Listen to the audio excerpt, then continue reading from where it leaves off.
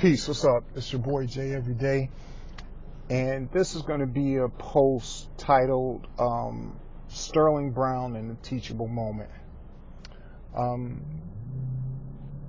Milwaukee Bucks rookie guard Sterling Brown illegally parked in a handicap space in a Walgreens parking lot at 2 o'clock in the morning.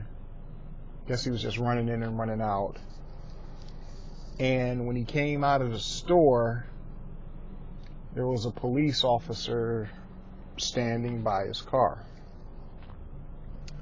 The cop was immediately hostile and was with the shits. And Sterling Brown proceeded to go back and forth with him. After that, the cop called for backup. And 5 or 6 other cops showed up. One cop told him to stop reaching in his pockets, and they proceeded to tackle him, punch him, tase him, arrest him for resisting arrest and for striking an officer on top of the parking ticket. A lot of people are saying this is outrageous. This is police brutality. And my thing is, I'm not going to dispute any of those things. But here's where, that's why I labeled this post a teachable moment. Number one, he was parked illegally in the parking lot. But the caveat to that is, it's 2 o'clock in the morning. The parking lot is completely empty. So, the cop having an issue with him is just, the cop is just a fuckboy, and he wants to fuck with him because he's a black man driving an S-Class. Let's just be point blank about it. So he watched him walk in the store, then waited till he came out the store, then proceeded to have a problem with him. Here's where Sterling Brown is wrong. If you come out the store and you see that a motherfucker has a problem with you, and it's 2 o'clock in the morning,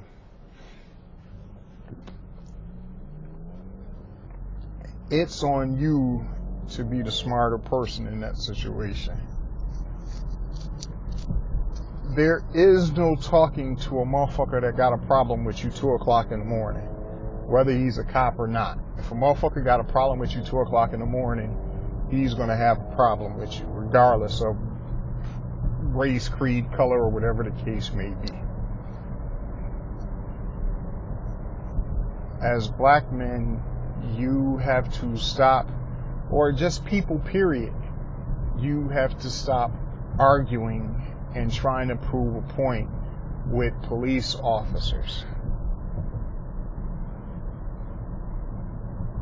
Police officer job is to protect property. It's the equivalent of arguing with an attack dog. You can't argue with a dog. The police job is to arrest you. Why are you arguing with a cop?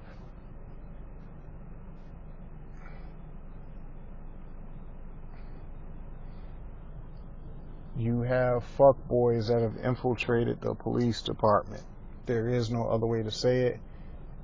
That's just the way it is. You have fuckboys on the police department. I've dealt with fuckboys and reasonable cops.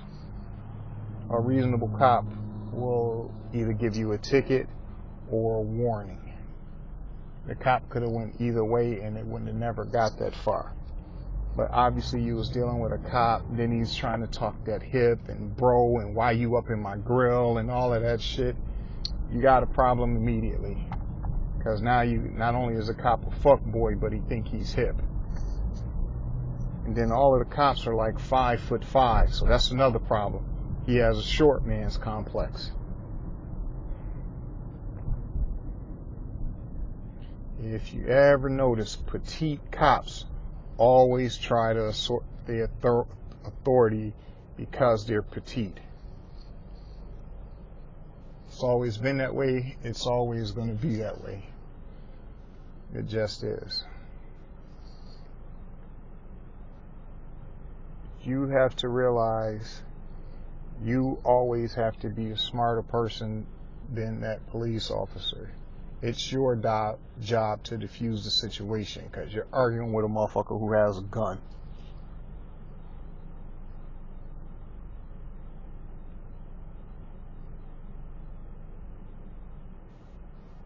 And see that punk or pussy that overcomes men, you can smell it on them. And most men that have that punk or pussy on them,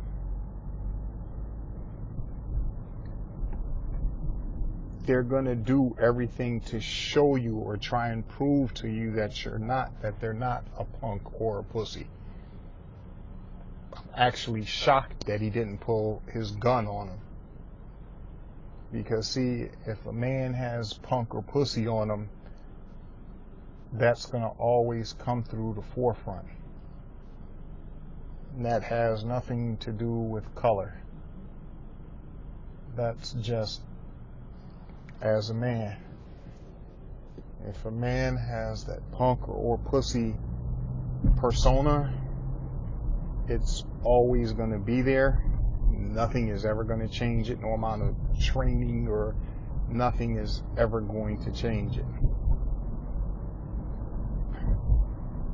As a man, when you see this in another man, especially a man in a position of authority, you have to diffuse the situation because this motherfucker can pull out a gun and blow you away, and you might get away with it. And the reason why I say this about the whole punk and pussy persona that's encompassed a lot of men is because you can see when he was on the ground, tasered and handcuffed, and I guess one of the cops recognized him as a Milwaukee Buck and was asking what school he go to and all of this. Another cop was like, oh, you think you're important? Have you been to Mars? Have you been to Venus? No, that has nothing to do with it. This punk and pussy persona that a lot of men have, it's what's the word I'm looking for? It's dominant in society now. And see, you have a lot of people who, you know, become police officers because that's the only job they can get. You have a lot of people who become police officers because they went to the military, they got out after 4 years, and that's just a natural progression of what they can do. Because, see, you don't make a lot of money as a police officer. The only way you make money as a police officer is with overtime and side gigs. Average officer makes about $40,000 to $45,000, but with overtime that can creep up to around $70,000. And see, the reason why you know this to be true is because if you're going to be in law enforcement, why not be the best in law enforcement? Why not be in the FBI? Well, see, here's the thing, and here's the thing that law enforcement doesn't want you to know. It's not easy to become an FBI agent, and you got to have a college degree. The FBI takes the cream of the crop. You got to really have your shit together to be an FBI agent. So if you can't, you know, it's almost like you're at the bottom rung, you're in the JV. FBI is the varsity. So here, I didn't want to get all on a big old tangent on law enforcement. But the same issue goes back to T.I. You know, the rapper T.I. He had an issue at his home. the guard was pissed because it's T.I. and T.I. has probably, $3 or $4 million home in this gated community. And this cop was pissed and lied on him. And T.I. got arrested. Now this guard has this pussy and punk persona on him. Just this beta male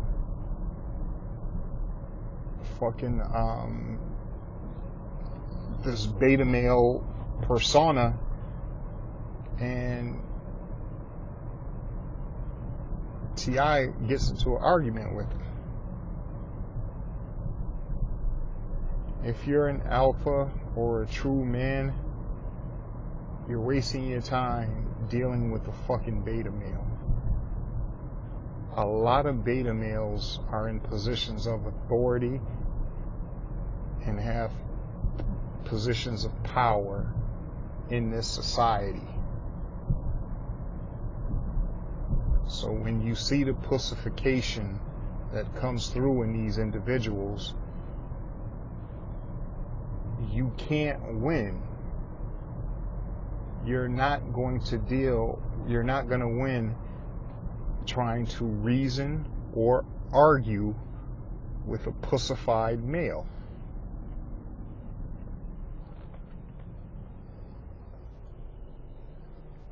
See, this is a lesson that Sterling Brown had to find out the hard way. And he's young, so he probably doesn't know any better. And he's a rookie in the NBA, so he probably has $10 to $15 million in the bank.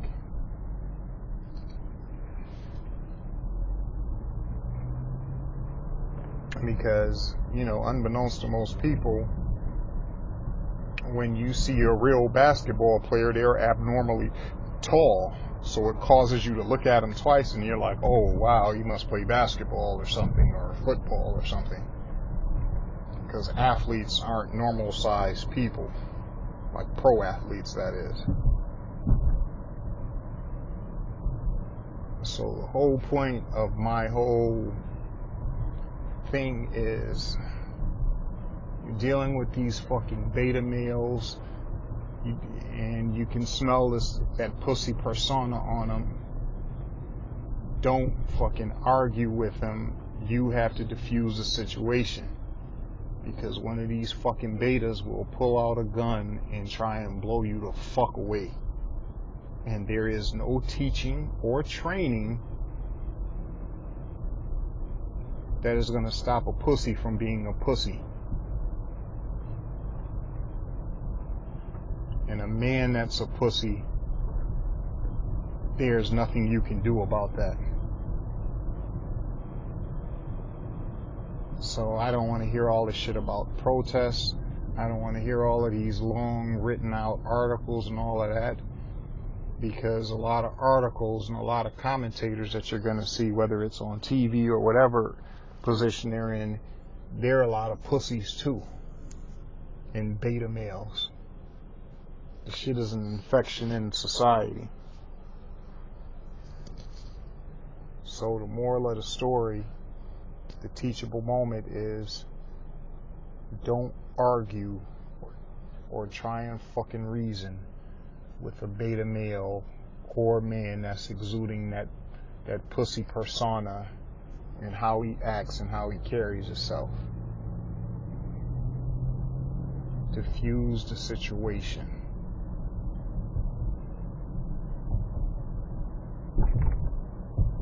Hell, I'd even tell you to deal with a woman cop first.